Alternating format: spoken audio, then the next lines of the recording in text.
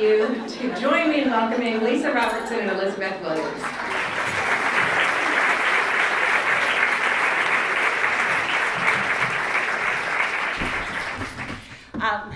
I want to just thank you all. We're delighted to be here. It's just a real privilege to see all of you and to welcome you as mothers and daughters.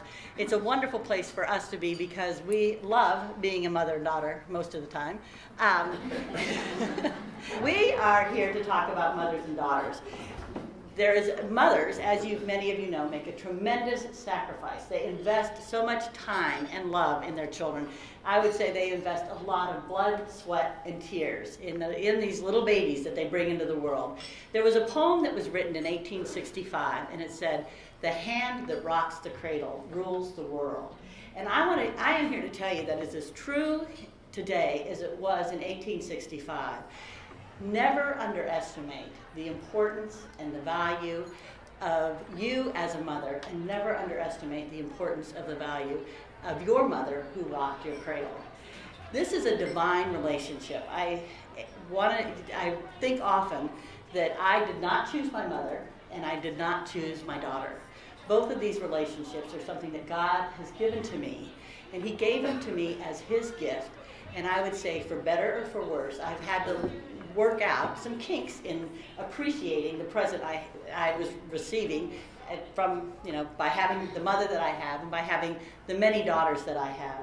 But that's why we call this the divine duet. This is a mother-daughter relationship, is a gift that is given from God. It is not something you choose. It is not something you have really any control over. It is a gift that God has given you, and He has given it to you for some very important purposes. Tonight we want to just share with you some of the insights we have on this God-given relationship between a mother and her daughter.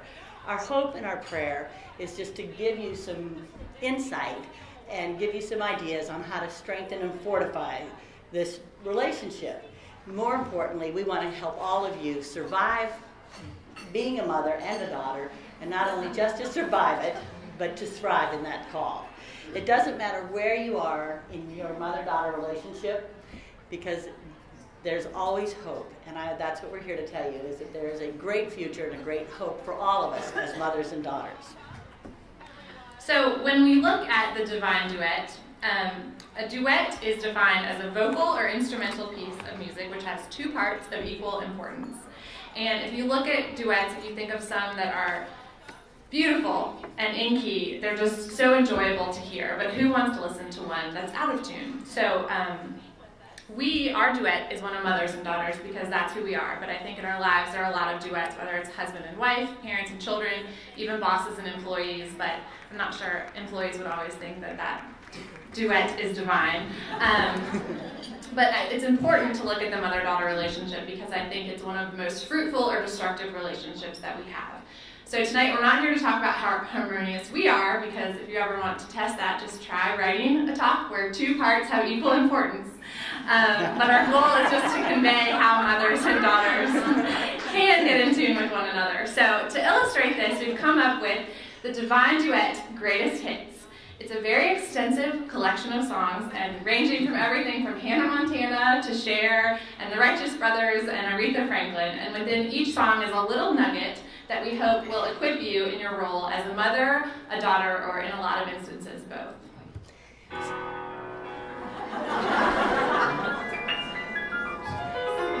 All right, bring that tune.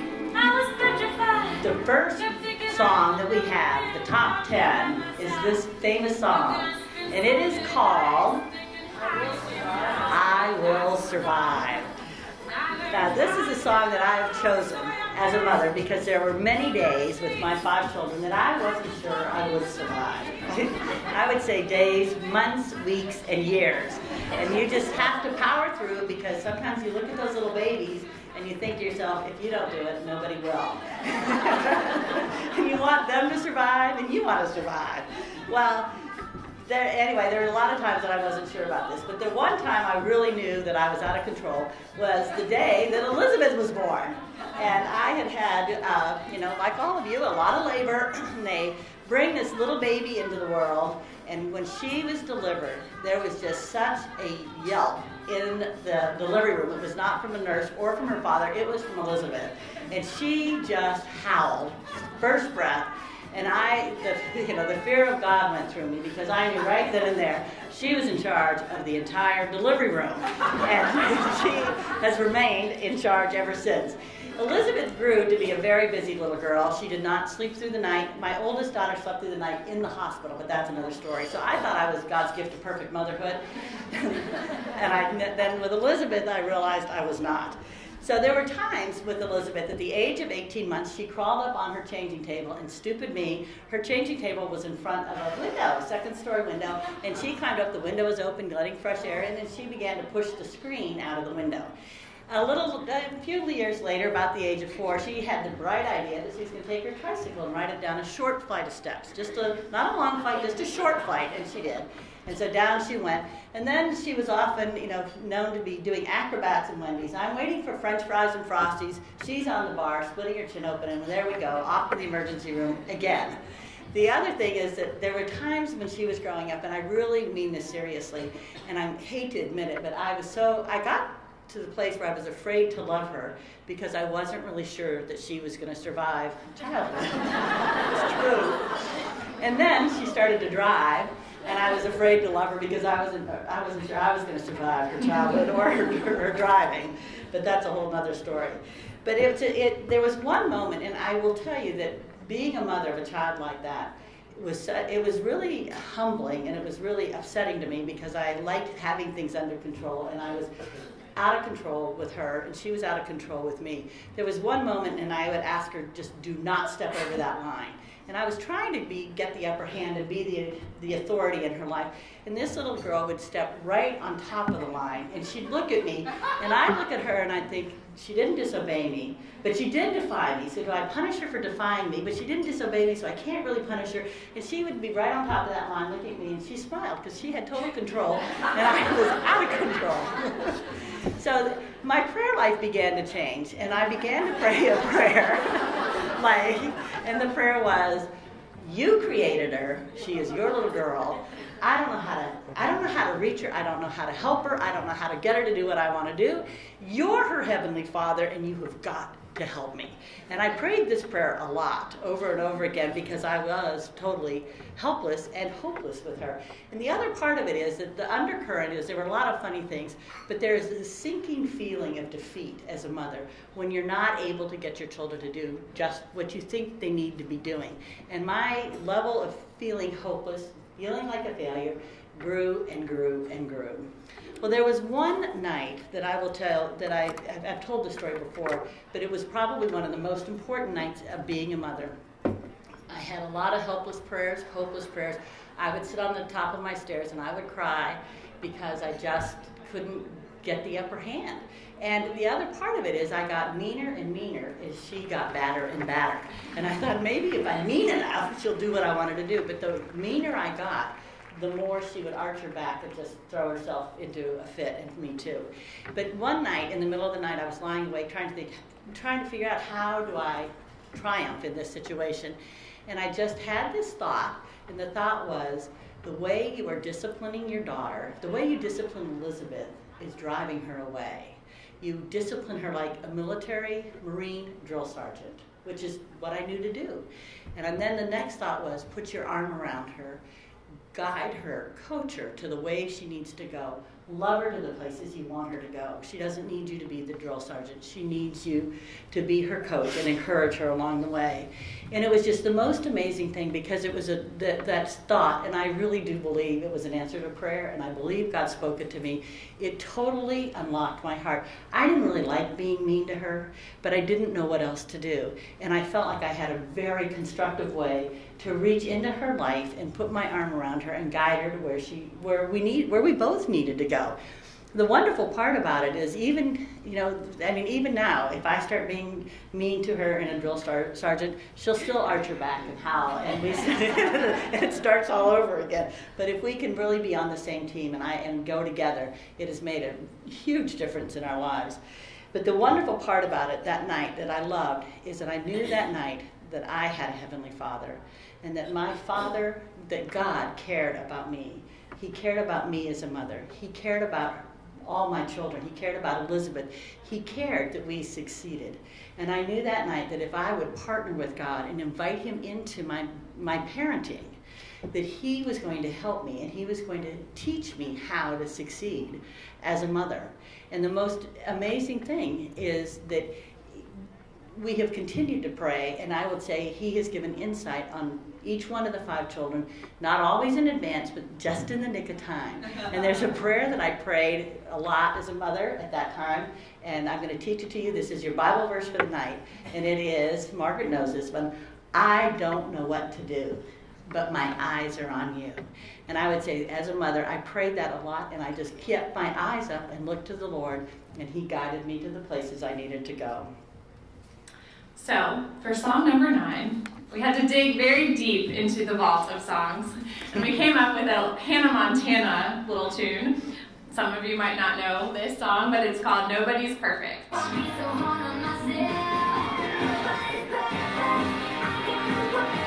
it sounds like a very basic principle. Nobody's perfect. It's something that we've heard all the time, but I don't know about you. When it comes to my mom, I expect her to be perfect. It's something that I've come to want and desire, and when she's not, I'm hurt and upset and very confused. I feel let down. The first time I realized this, I was in the 9th grade, and I had told my mom something about one of my friends, and she decided to tell her friend, who was the mother of my friend, what I had told her. And I don't know about you, but when you're in the 9th grade and your friend gets in trouble and she realizes that it's your mom's fault and your fault because you told your mom, it's pretty much the worst thing that could happen. So I was very upset, and I know she meant well, but we were having a disagreement on what was said and what had happened. So we were sitting in the car outside of school, and we were both crying because I was so mad and she felt so bad. And she just said, I'm not perfect. And it's a good thing that I'm not perfect, because if I was, I would be so great that you would want to worship me instead of God. And so really, this is just bringing you closer to him. And at the time, I just rolled my eyes and was like, what are you talking about? But now, looking back, I know that she was right. And I'm not perfect, and she's not perfect, and that is by design, because I think if we were, we wouldn't have a need for God in our lives, because we'd all be so great that we just worship ourselves and worship one another. So I think it's important for mothers and daughters to both realize this. Mothers, believe it or not, your daughters aren't perfect either. But when we're able to see that and recognize it, I think it helps to manage our expectations, and then the times when we do mess up, one way or another, it helps to be able to extend grace and let some things go, even when it's hard. Now, at the same time, I want to talk to some mothers and tell you and give you some advice. Do not let your children be the center of your universe, because this is a really bad place for them, and it's a bad place for you. Even though we want to be sometimes, I wanted to be my children's God. I wanted to be perfect for them. I wanted to meet all their needs. But I found as my children got older and as I had more children, that I wasn't capable of meeting their needs and providing what they needed. And again, it does create room for God, and it was a real relief to know that she let me off the hook by when I said I wasn't perfect. But I think sometimes there are mothers that invest so much in their children that they get disappointed because the children do disappoint them and do let them down, and also the children don't want a mother that is obsessed with them. And there was a time when I had this situation with Elizabeth, and she was the star, believe it or not, of a ballet. And it was a ballet that was being performed over a couple weeks, and this little darling at the age of 4 or 5 had one of the leading roles. That's a lot of pressure for her, and it's a lot of pressure for me. So we would practice, and she was pretty young, and she was really unpredictable. And my big fear was that she was going to get on stage and decide, in the middle of her part, that she didn't want to be there, or that she would somehow ruin the ballet. And I don't know if any of you have been in a ballet production before, but a lot of people put a lot of time into those productions. And if it hinges, she wasn't the only star, but she was one of the main stars. And so I spent, as the time for the performance got closer and closer, I was panicked that this little darling was not going to do what she needed to do. And so I did everything I could to make sure she was happy. Did she have the food she wanted? Did she sleep when she wanted? Because I thought if she was happy, maybe she would really follow through and nail this performance. And what happened was, she became the center of our family, and our family totally lost its balance. The other thing that happened is I gave her too much power, too much importance, and she didn't know what to do with all of that attention and all of that power. And I know this will surprise you, but she turned into I was going to say brat, but I'm going to talk about that word later, a total tyrant. And it was really because she didn't know how to handle all the pressure that I was putting on her. And our family lost its balance. And in my mind, I felt like, because I drove a Suburban at the time, that our family was so out of balance. It was like trying to drive a Suburban down 264 with one flat tire, and you are going where you need to go, but you're just not going to get there very well. And that was how I felt about the family. When we got so out of balance, and one child became too important and became so much the focus of our family. And it wasn't just Elizabeth that became a tyrant, the rest of them did too, because they weren't exactly happy that she was running the family. But she told me that she liked it. So that brings us to the next song that we have, and this is from our famous friends, the Righteous Brothers. You're trying hard not to show it, but baby, all right. Baby, I know it. You've lost that love and feeling. I think sometimes if I were to write a book about being a mother, I would take one of these tulips and I would call my book, She Loves Me, She Loves Me Not. She loves me, she loves me not. And I think as raising a mother, especially of teenage girls, it can be like picking a petal off a flower and wondering what the petal of the day is. Is this a day she loves me? Is this a day she loves me not? And I think you have to be prepared, because sometimes you don't really know where your daughter is in that kind of relationship.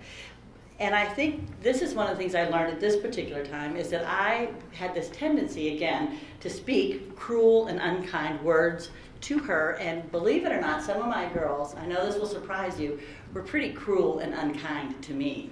And I think we need to watch the words we speak. And I don't know, there's something about the chemistry between mothers and daughters, and maybe it's not in your house, but in our house, the one I was raised in and the one I raised, where mothers and daughters can say things to each other. And I would say parents and children, husbands and wives can say things to each other that are cruel and unkind.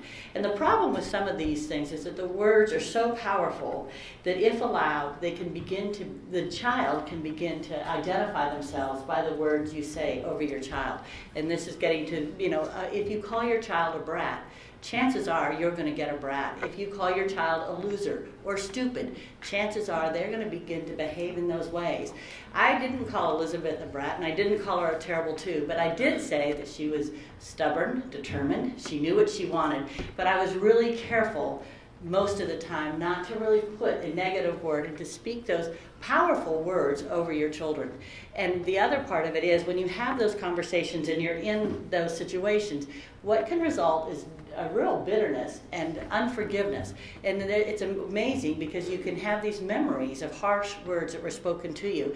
And what happens is you can fester on those, and what you thought was true and what the words might have been, over time, the memory becomes really inaccurate, and becomes possibly much worse than what actually happened. As a mother, I really wanted to be careful in what I said over to my children, and how I talked about them. The other thing I really wanted, also I will say, husbands count in this thing too. I wanted to be careful, and I'm not as careful with my husband as I was with my children, but I'm trying. But my goal is, as a mother of these teenagers, was to have a flower, and I would say, she loves me, she likes me. She loves me, she likes me. And I really felt that I could get to that place by watching the words, by watching my attitudes, and by really helping, and again, getting to that place to encourage them and love them to the places they needed to go. So going along those lines, one of the most effective ways that mothers and daughters can support one another is through encouragement, which brings us to song number 7. Build me up, Buttercup. Because I think encouragement is one of the most important gifts that we can give each other. I'm not sure about you, but my mom can do 10 things right, and I immediately notice the one thing that she has done wrong. And it's so much easier to point out the bad things versus focusing on the good. A few years ago, we all came home for Christmas, and my mom gets very excited when everybody comes to town, and she works really hard, and the house was decorated, and she puts little presents on our pillows, and we have flowers and fruit baskets when we walk in because she wants us to feel so welcome, and the refrigerator is full of food, and I mean, she just works incredibly hard. But instead of noticing all of these wonderful things, all my sisters and I could notice was that she had a VPL, or a visible panty line, and failed to wear the hanky-pankies that we had given her the previous year for Christmas. So rather than being quick Cruel and unkind words. Rather than being quick to scold her for breaking such a rule of fashion, a more constructive approach might have been to recognize everything that she had done for us instead of focusing on the one thing that she had done wrong. Or, if in this case, if it's simply something that must be said, you can squeeze it in to a compliment sandwich, where you just sandwich it in between two things, and you could say, "Wow, Mom, the house looks so beautiful. You might want to run upstairs and take a look at your VPL because that's just pretty embarrassing. But I love the flowers that you put beside my bed."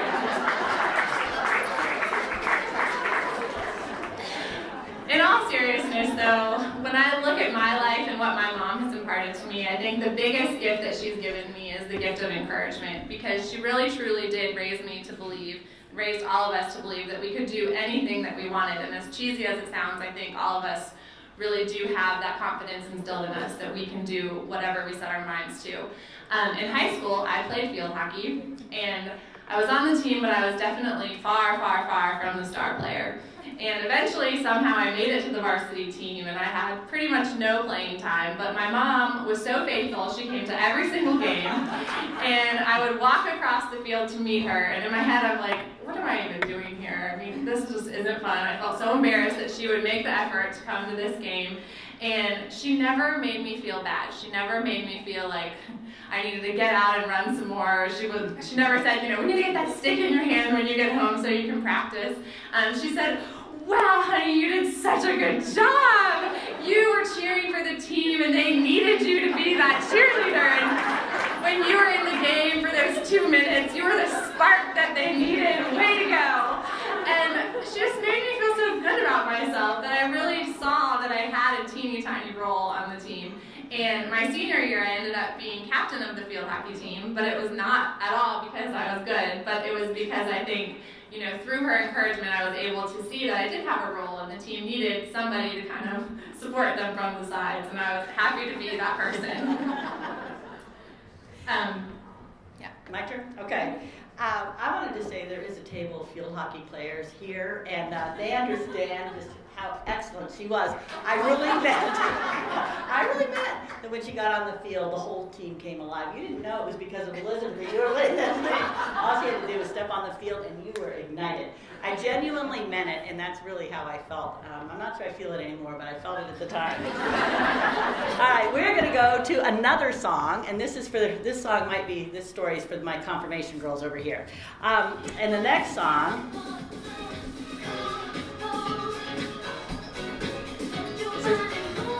all right, this is by Madonna, and it is called Vogue, and it is Strike the Pose. This is what we think. You have carpools, you have laundry, and really what you long to be is America's top model.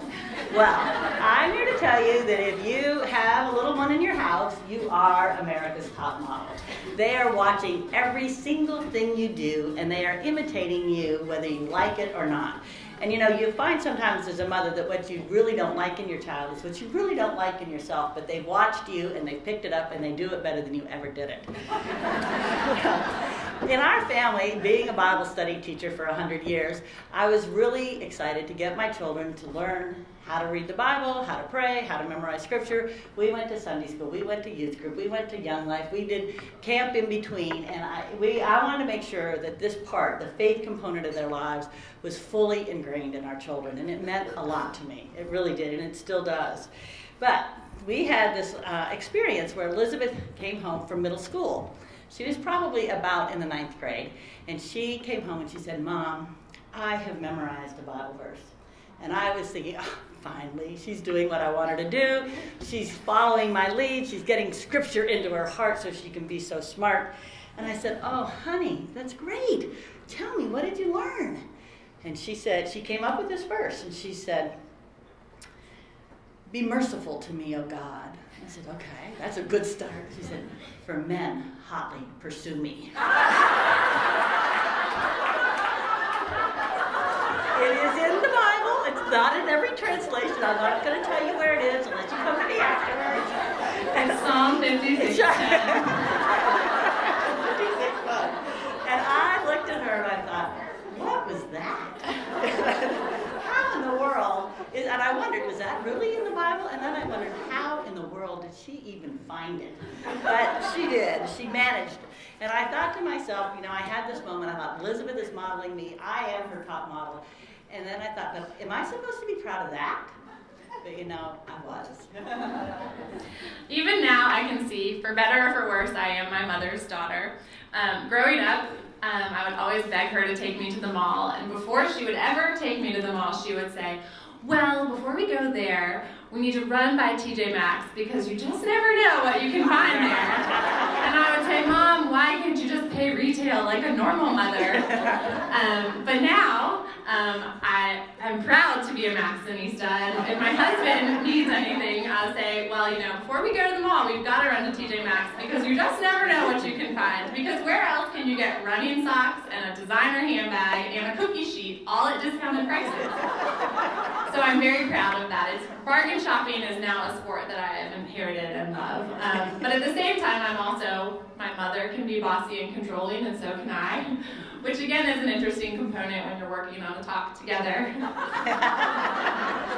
we managed. All right, we are coming into our 5th song on the hit parade. Okay, ready, girls? All right, we love this song. I'll say a little prayer for you. And I will say I've said a lot of little prayers and I've said a lot of big prayers.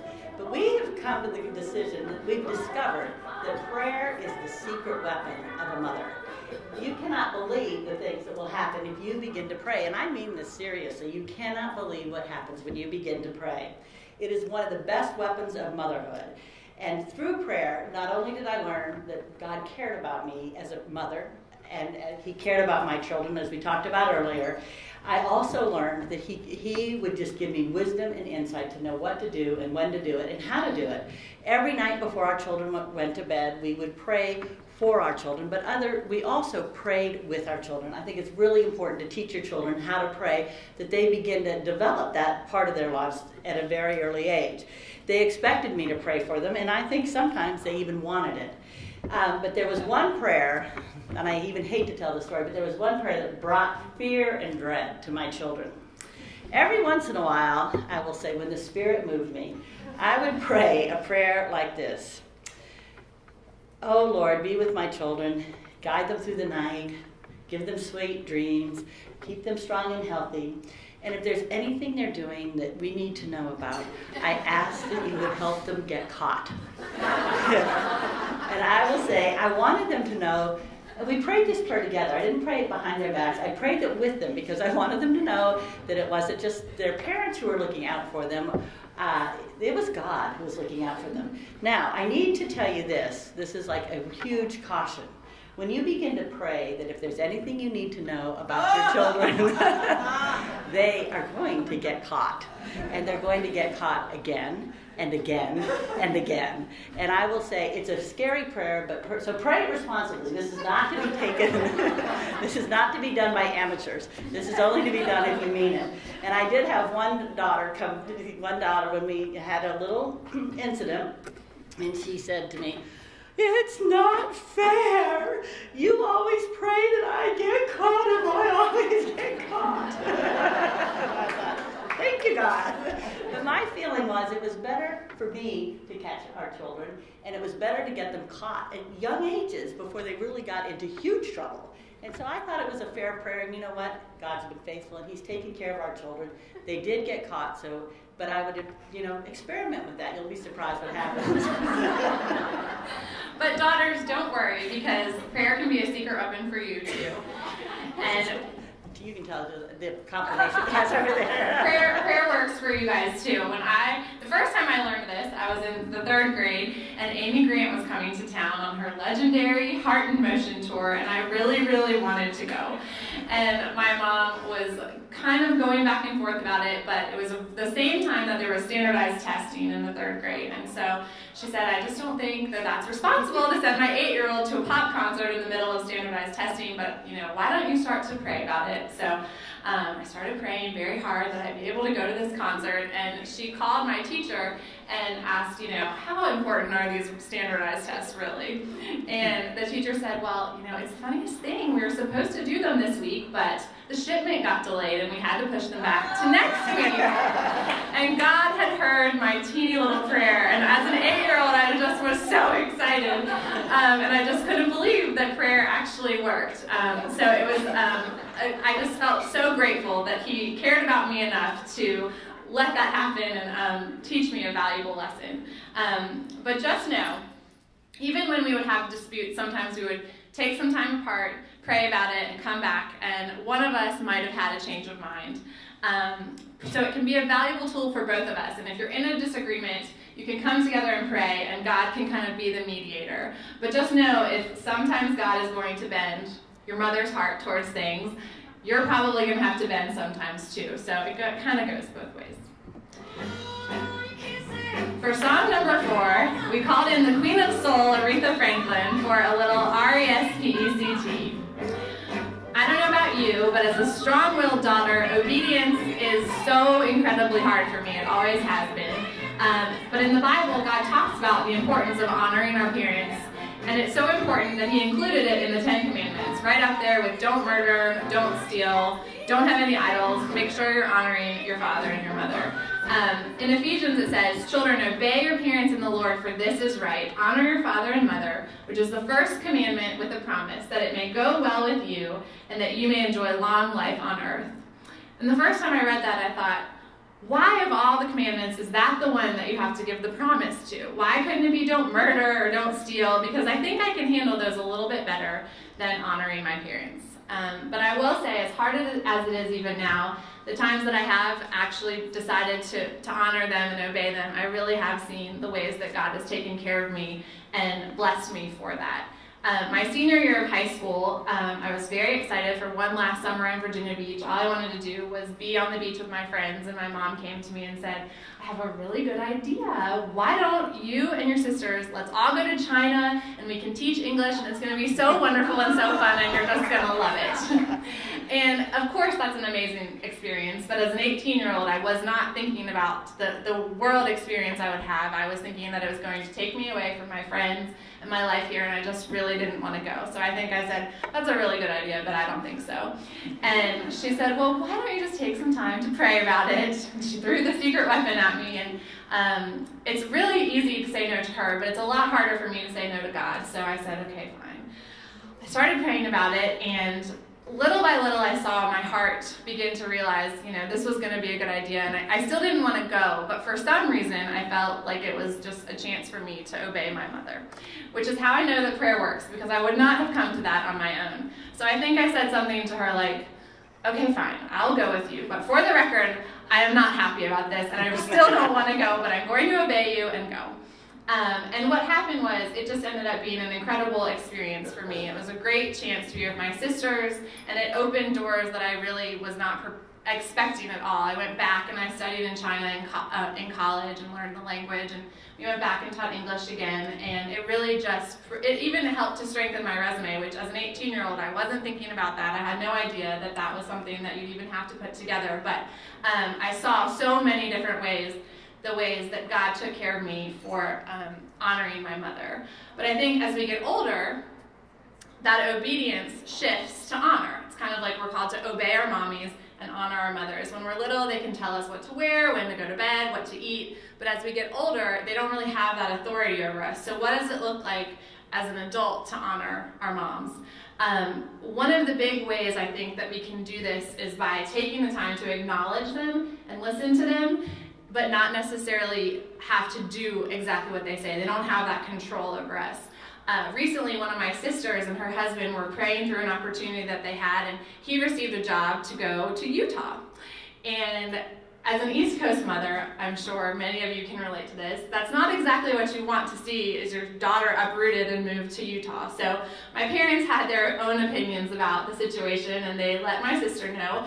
And she took the time to listen to them. She heard and respected their decision, but she knew that ultimately it had to really be between her and her husband, because no husband wants to have their wife hang up the phone with their mom and say, well, honey, I just talked to my mom, and she said it's not a good idea, and you know we're supposed to obey them, so I think we just need to stay put. Because it undercuts your family unit, and it really is not a good boundary to have. So she kind of walked this careful balance where she respected what they had to say, but ultimately she knew it had to be between her and her husband. And so I think there is a way to do that where you're still respectful of their opinion, but you don't necessarily end up doing it. But in this specific instance, my mother relied on the power and the secret weapon of prayer once again, and they are happily staying on the East Coast. So it did work. All right, we're going to go to our third song now, and this is number 3 from the greatest hits. Did I lose it? Is this off? We're getting more of the song. We can get this back together. Here's a song by Cher, and it's If I Could Turn Back Time. I think all of us have situations in our lives of things that we wish we could change. Things that happened to us, things we might have said to somebody, or things that we might have done to somebody else. One of my goals as a mother is to have as few if-onlys as possible. I think so many people live their life and they look back and they say, if only I had done that, if only I hadn't done that, and the list goes on and on and on. And I just think I really want to I don't want to have a lot of if-onlys. Of course, we all have them, but I just want to have as few as possible. One of the goals that I have is that I don't want to live in places of regret, but I also want to make sure that I have short accounts with people, whether it be my children or whether it be other people in my family or some of my friends. Sometimes I get easily offended, and sometimes I let those little sharp, hard words plant in my heart, and it's called a seed of bitterness will grow. And there's something about those little bitter seeds that grow, that get planted in the heart. And then the bitter seeds come from places that have been hurt. And I will water them, and I will nurture them, and I will think about them, and I will rehearse them. And all of a sudden, this bitterness has taken root in my heart, and it begins to choke out the life that's in us. And it begins to choke out our joy.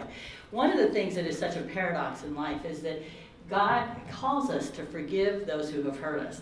And I think that this is a really interesting story because we are called to forgive even if the person doesn't know that they've hurt us, even if they haven't, whether they know they've hurt us or not. The bitterness is choking the life out of you. You're the one that's being crippled by it, and I think God wants you to be the one that gets set free. I think it's interesting because I say to myself, all right, I have to forgive my mother who ruined my life. I have to give my child who just told me she hated her. I have to forgive so-and-so who wrecked my car. And this is what God has called us to do, because if you don't get free of bitterness, it's going to choke the life out of you. And one of the reasons this is important to me is because I saw my mother walk through this. And many of you know this story, and I'm going to just tell it very quickly, and we can talk about it later.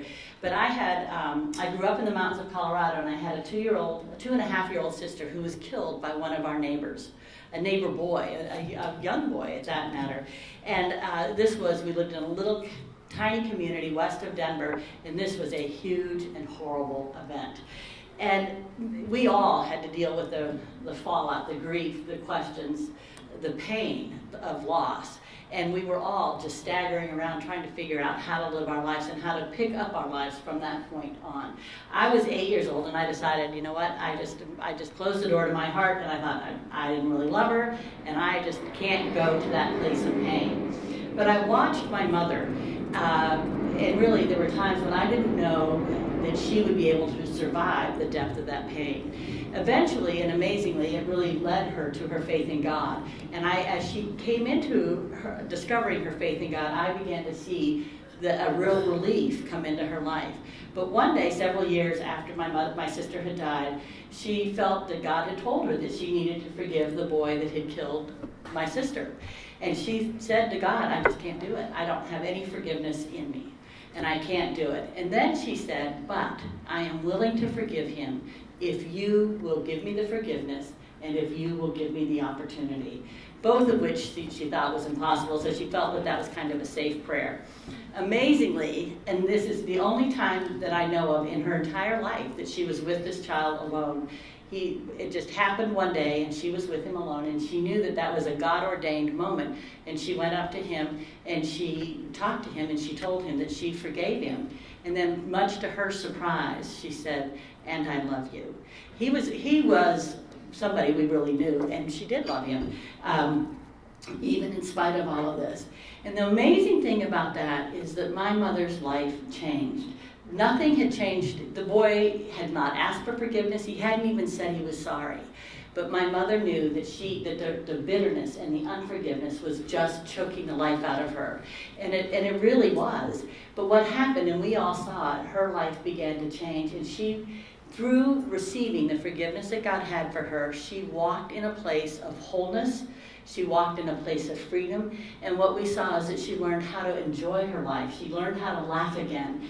And it was miraculous. It was really miraculous. And sometimes people ask me, how do you have so much faith? And one of the ways I have so much faith is I watched my mother, and I could see God's faithfulness in her life through some really horrible situations.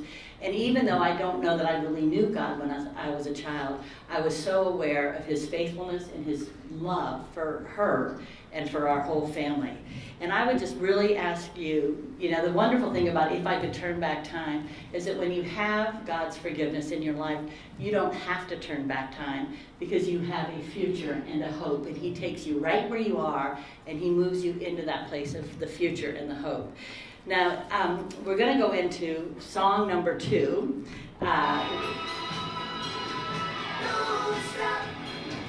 This is a great dance song. Really great dance song. Actually, a lot of these are. All right, don't stop believing. The best news is that no matter where you are in your relationship with your mother or in a relationship with your daughter or anywhere else, it is never too late to forgive them.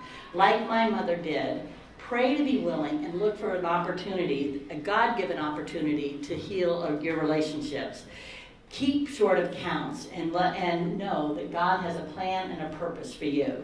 God is amazing, and as long as you're alive, he wants to bring you wholeness and restoration. It doesn't matter how long, if your mother has gone to be with the Lord, it doesn't matter how long ago it was.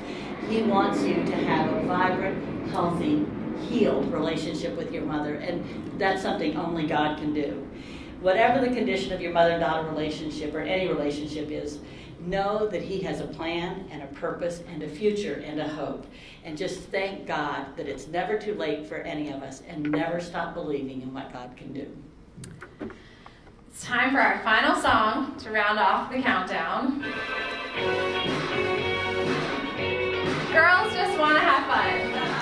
Because I think it's sometimes we get so caught up in the difficulties and the hurts and the he said, she said, that we forget that we really do love each other and that this is a divine relationship that God has given to us. I think some of my meanest words and my biggest fights have been with my mother, but also some of my happiest memories have been with her as well. A few years ago, Spice Girls were on a reunion tour, and my sister Abby and I had our hearts completely set on going. And my mom was so sweet to surprise us and get them tickets to us for Christmas. But not only did she give them to us, she decided that if we were going to go to the Spice Girls, she was going to come with us. So she drove all the way in the snow from Virginia Beach to DC, listening to the Greatest Hits CD all the way. And when we got there, she was dancing and singing right along with us to Posh, Sporty, Baby, Ginger, and Scary. And it was one of the most fun experiences, and by far, my husband will hate me for saying this, it was the best concert of my life because I think the Spice Girls are pretty amazing. Just remember to have fun. Take time, find the things that you love to do together, and don't let some of the hurts and the difficulties to weigh you down. So as we conclude tonight, we just want to sum up very quickly our top 10, starting with number 10. Number 10 is I will survive. Mothering is far from easy, but you will make it through. So help me God. Number 9 is nobody's perfect. Nobody, not even mothers or daughters, are perfect, and that is by design. Manage your expectations of one another and be willing to let things go. Number 8 is you've lost that loving feeling. She loves me not. Don't allow hurtful words or names or situations that are spoken to you become your identity. Number 7 is build me up, buttercup. Never underestimate the power of encouraging one another and building them up. And if you need to say something, just slide it into a compliment sandwich. I hate that. We're on number 6 is strike the pose. You are the model for your daughters, and for better or worse, they imitate you.